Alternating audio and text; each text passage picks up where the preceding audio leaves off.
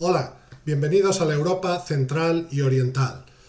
La nación azerí, la República de Azerbaiyán en el Asia Central, jugó en su momento, ha jugado a lo largo de la historia en determinados periodos un papel muy importante culturalmente en diversos sentidos.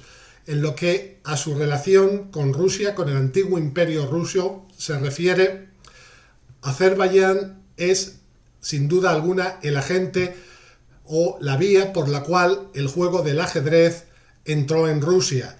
Una cosa que tiene una enorme importancia, un hecho que tiene una enorme importancia, porque el ajedrez ha estado intrínsecamente unido al alma rusa intelectual desde hace mucho tiempo, no solo desde los tiempos de la Unión Soviética, sino de mucho antes. Y en la capital de Azerbaiyán, en Bakú, se gestó en cierta medida todo este influjo, todo este paso del juego de ajedrez que originariamente procedía de la India hacia el Imperio Ruso y posteriormente hacia la Unión Soviética, dentro de la cual Azerbaiyán se convirtió en una de sus repúblicas socialistas.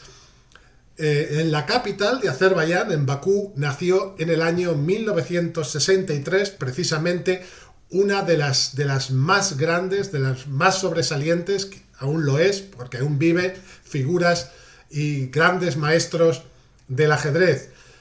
Este al que me estoy refiriendo fue Garry Kasparov, como digo, aún vivo y convertido en todo un símbolo de diversos valores contrapuestos en muchas ocasiones a otros valores que se hacían valer, digamos, que se establecieron en la antigua Unión Soviética. Porque Kasparov mantuvo en los años 80 y probablemente de antes una visión peculiar sobre el ajedrez, una manera de jugarlo que reflejaba su espíritu y todo lo que suponía ese movimiento que, gestado a finales de los 70, realmente cobró forma y cristalizó ya en los 80, que fue la perestroika de Gorbachov, que en realidad se había iniciado teóricamente antes de la llegada de Gorbachov al poder, todavía bajo el mandato de Yuri Andropov, que fue el que esquematizó todo lo que iba a ser la perestroika, aunque a unos niveles muy moderados todavía. De cualquier manera, todo ese programa de apertura que se tenía preparado tuvo que esperar un poco a la muerte de algunos de los líderes soviéticos, sobre todo del que fue el último antes del comienzo de la perestroika real, que fue el señor Konstantin Chernenko. Una vez muerto este secretario del Partido Comunista y llegado al poder Gorbachov, pudo comenzar esa ansiada perestroika y pudimos escuchar por primera vez estos términos en Occidente: perestroika, glasnost, una serie de palabras que estuvieron muy en boga entonces y que hoy ya están muy superadas y bastante pasadas de moda, ya casi no se habla de ellas. De cualquier manera, Kasparov fue un abanderado de este movimiento y por esta razón también tuvo todo un enfrentamiento, ya no solo en torno al tablero de ajedrez, sino un pleno enfrentamiento, encontronazo ideológico con otro gran maestro del ajedrez, con el que se estuvo batiendo desde 1984. Este al que me refiero es Anatoly Karpov, su eterno o archienemigo, y que era, además de un gran maestro del ajedrez, que se había enfrentado anteriormente con Korchnoi, además de esto, había sido el gran abanderado, si no de la antiperestroika, por lo menos de los valores más ortodoxos dentro de la ideología comunista, porque Karpov fue un poco el niño mimado del sistema soviético, y hay, además de esta ideología, al contrario que Kasparov, que se había criado en un ambiente mucho más digamos, cosmopolita en la ciudad de Bakú, en Azerbaiyán, con unos padres que fomentaron la cultura en su entorno, pero Karpov, además de representar un poco el anquilosamiento o el estancamiento de la Unión Soviética y su defensa de ello, de la ortodoxia dentro del comunismo ruso, soviético. Además de eso, Karpov, como su propio nombre indica, esto es una de las diferencias menos agradables, pero que es, Karpov era de origen ruso puro, un ruso étnico absolutamente. Kasparov, aparte de ser un azerí, que no tenía nada étnicamente de ruso, de eslavo, aunque culturalmente estaba rusificado, como la mayor parte de los ciudadanos de estas repúblicas de Asia Central en la Unión Soviética, se educó en la cultura rusa, en la lengua rusa, esto sin duda, pero además de esta esencia azerí, y por parte de madre armenia, además, tenía una ascendencia judía por parte de padre. Y aquí viene una cuestión muy, muy delicada, porque en la Unión Soviética, de puertas para afuera, el antisemitismo era una cosa superada, maldita, y que se suponía que no existía ya. Pero de puertas hacia adentro, esto tenía mucha fuerza aún en plenos años 80. Tal vez algo de eso incluso aún quede en la Federación de Rusia actual, aunque ni mucho menos ya es por suerte lo que era. Todo este antisemitismo se agravó tremendamente con el momento en el que el Estado de Israel comienza a expandirse en Oriente Medio y la Unión Soviética comienza a dar su apoyo militar, político, su asesoramiento a ciertos estados árabes, a Siria ahora, después a Irak, en fin. Se convierte un poquito en el adalid de algunos estados árabes. En su momento lo fue también de Nasser, se alejó después de Egipto con la llegada de Sadat, pero esto es ya otra cuestión. El caso es que en muchos momentos a los judíos se los señaló ya no como judíos, sino como sionistas, un poco como defensores del capitalismo, ser el apoyo del capitalismo, de las potencias capitalistas dentro de la Unión Soviética, como una especie de caballo de Troya, o simplemente de que el capitalismo estaba controlado por los judíos, y los judíos que vivían en la URSS eran agentes o quinta columna al servicio de ese capitalismo. De cualquier manera, existía el antisemitismo, y muchos ciudadanos soviéticos que tenían este origen sin ser siquiera practicantes de la religión judía y desinteresándose totalmente de ese origen, lo sufrieron. De cualquier manera, Kasparov representó desde el primer momento esa apertura. Fue un gran prodigio no solo del ajedrez, fue un gran prodigio de inteligencia, de cultura. Saltó al ajedrez a una fama ya a los 11 años en Vilna, en Lituania, y desde entonces ya no paró. Desde niño se destacó mucho en las matemáticas, en la física, y aunque parezca un poco asombroso, porque se puede pensar qué relación tiene, le gustaba mucho y estuvo a punto de estudiar literatura también. Parece paradójico, contradictorio, pero en un hombre del Renacimiento, un poco como parecía ser Kasparov, no es tan extraño.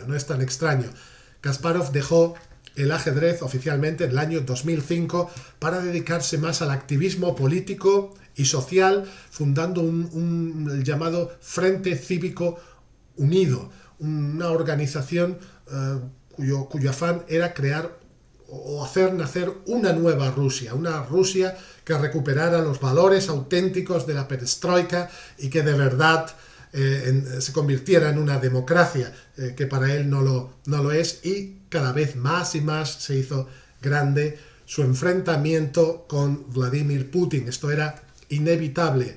El viejo enfrentamiento entre Karpov y Kasparov ha renacido, si es que alguna vez llegó a morir, ha renacido, o se puede decir que ambos han desenterrado el hacha de guerra, no ya en el ajedrez, ya eso no, sino en la dialéctica, en la conferencia, y todo con motivo de lo que se ha producido en Ucrania, esto que en Rusia se conoce como operación especial, y que aquí en Occidente, en la Europa occidental y en la mayor parte del mundo llamamos invasión o guerra abierta.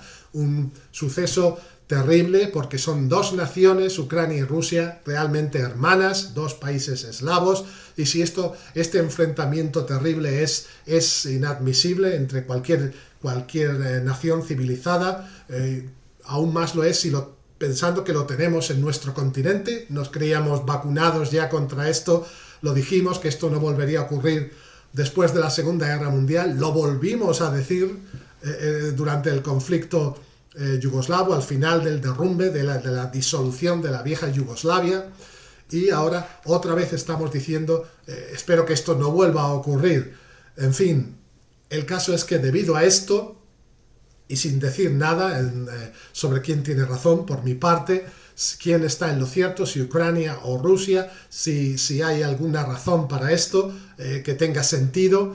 El caso es que el conflicto está de nuevo ahí y el señor Karpov siempre ha sido también un poco un partidario, un fuerte estímulo y apoyo para Vladimir Putin, que por cierto ha sido miembro honorífico de la Federación Internacional de Ajedrez. El ajedrez es una de sus grandes pasiones junto con el judo y ha sido expulsado ya de esa federación. De cualquier manera, Karpov, aunque no apoyando abiertamente la invasión de Ucrania, sí mirando hacia otro lado, sí diciendo sí a todo, a Putin, un poquito es como si el que calla otorga y lo estuviera haciendo. Pero él, no obstante, no ha llegado a decir sí, soy partidario de que las tropas rusas entren en Ucrania. Si le llamamos invasión o si aceptamos el nombre de guerra para lo que está teniendo ahí lugar y no operación especial, lo podemos llamar realmente como queramos. Lo que quería ahora centrarme es un poquito ese periodo tan estimulante que fue en los años 80, en los que comenzó la perestroika de Mikhail Gorbachev y el apoyo por parte de Kasparov y un poquito lo que había sido esa prehistoria de Kasparov que lo condujo a entregarse tan abiertamente, con tanto entusiasmo a la perestroika y dar su gran apoyo a Gorbachev. Esto está narrado por Kasparov en un libro muy interesante, muy entretenido y dinámico que se titula Hijo del Cambio. En este libro Kasparov nos habla de muchas cosas interesantes. Para mí especialmente interesante es su infancia y adolescencia en Bakú, en Azerbaiyán, y nos cuenta de sus andanzas en el colegio, sus numerosos éxitos y toda la gente que lo animó, que lo apoyó. Es un periodo que parece ser que él recuerda, o cuando escribió este libro especialmente lo recordaba con gran cariño. El libro es del año 1987 y lo escribió en pleno revuelo perestroico, podemos decir, y expone muy bien aquellos años. Hay cosas que destacan en este libro como, digamos, motores que conducen al libro, que son, además del ajedrez y todo lo que supuso en su vida, la pasión que eso representa para él, los grandes maestros con los que jugó y que le enseñaron tanto, el propio Korchnoi, otro gran jugador armenio llamado Petrosian.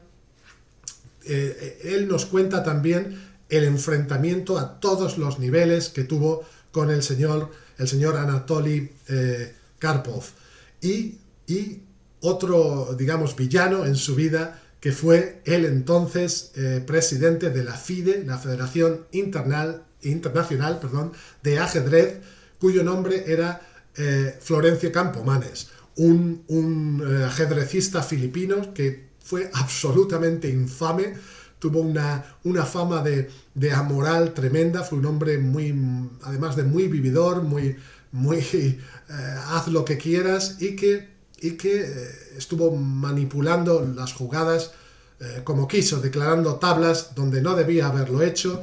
La indignación de Kasparov, tanto con Karpov como con Campomanes, muy especialmente con Campomanes, fue tan grande que finalmente Kasparov, en su indignación, abandonó la FIDE, abandonó la Federación Internacional de Ajedrez. Al día de hoy aún no ha vuelto a ella En fin, salvo que se produzca una fuerte renovación dentro de ella, será difícil que vuelva, tal vez tras la expulsión de Vladimir Putin lo haga. De cualquier manera, el libro es interesantísimo, ni que decir tiene que no hay que saber nada de ajedrez para disfrutarlo, porque se puede ser muy friki de ciertas cosas, de los cotilleos del ajedrez, digamos, sin ser un gran jugador. A mí me gusta el ajedrez, pero reconozco que no soy nada bueno en él. Es un juego apasionante que ha inspirado muchísimo a la literatura también. No puede no gustarme. No quiero ensimismarme demasiado en este juego, pero es algo apasionante sin duda. Es fascinante, y los ajedrecistas, los grandes ajedrecistas, si no son demasiado obsesos, y la mayoría no lo son, el propio Kasparov lo dice en otro libro suyo que se titula cómo la vida imita el ajedrez. Dice que la mayor parte de los ajedrecistas que él conoce son gente muy normal, muy equilibrada, no gente desquiciada como a menudo aparecen en algunas novelas, sobre todo en la gran novela de Vladimir Nabokov, La defensa de Luzhin, que se nos cuenta la vida de un auténtico desequilibrado, que es un gran jugador de ajedrez. Bien, en este libro tenemos su vida, tenemos los avatares de Rusia, de la URSS. No llegamos a su disolución porque es un libro del año 87, pero nos da una visión muy buena de aquellos años, comenzando con su vida en Bakú, en Azerbaiyán. Tenemos fotos de infancia muy graciosas, y imágenes de él con Karpov, jugando ya de niño.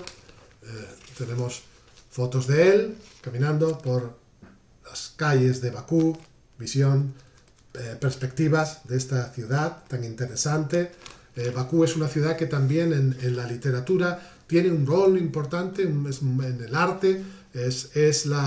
Azerbaiyán es la patria del escritor, del historiador y biógrafo Esait Bey, que fue también un intelectual judío azerí, que pasó a la posteridad por libros muy interesantes. Azerbaiyán debe ser un país apasionante, yo no lo conozco. Tenemos fotos, tenemos aquí a Korchnoi, Petrosian y algunos otros.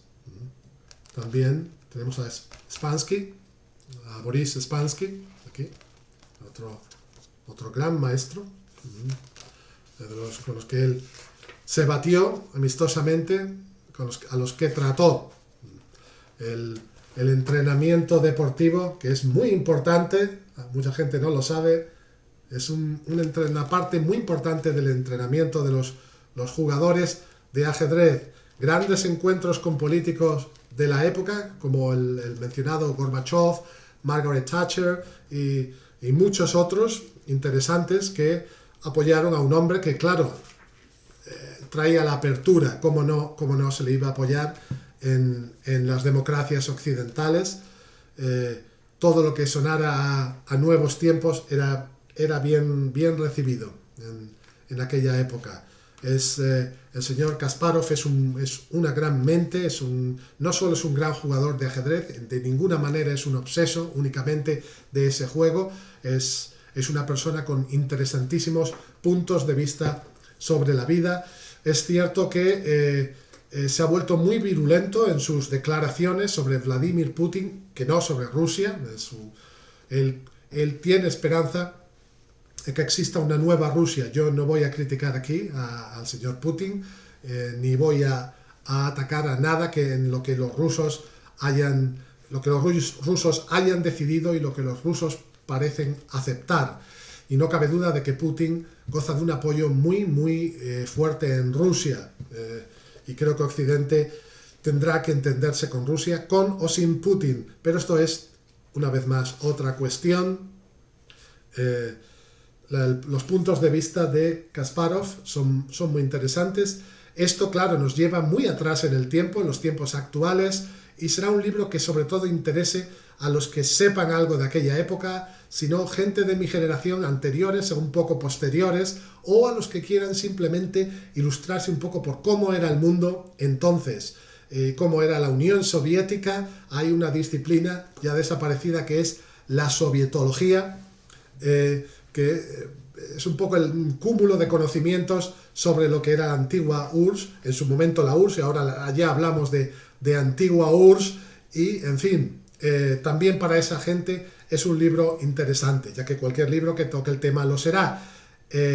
Hay otro dato en la vida de Kasparov, ya amargo, que probablemente aún le provocará pesadillas, y es su derrota en el año 1997 frente a una gran computadora llamada Deep Blue, que ya se ha convertido en todo un clásico. La mera palabra ya nos trae ideas, nos sugiere lo que puede ser el futuro de la robótica a todos los niveles, de la informática y la inteligencia artificial, a lo que puede llegar, qué cúmulo de conocimientos puede almacenar, en este caso de partidas de ajedrez, que pueda incluso superar a la mente humana, que es la mente de un ajedrecista capaz de alojar tantos movimientos que se consideran, por cierto, en el ajedrez prácticamente infinitos. Tal vez no lo sean, pero para la mente humana es como si lo fueran, ya que no puede ser capaz de acumular tanto.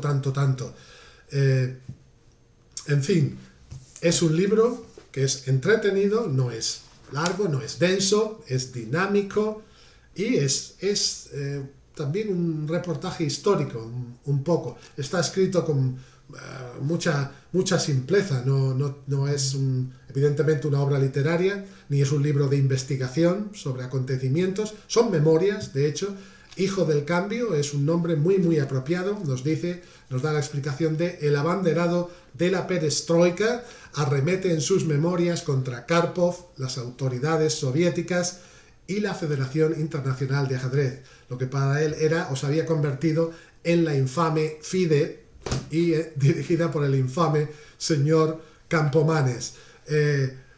Aquí está el Hijo del Cambio, deseando conoceros, y espero que queráis conocerlo a él. Os lo recomiendo. Gracias.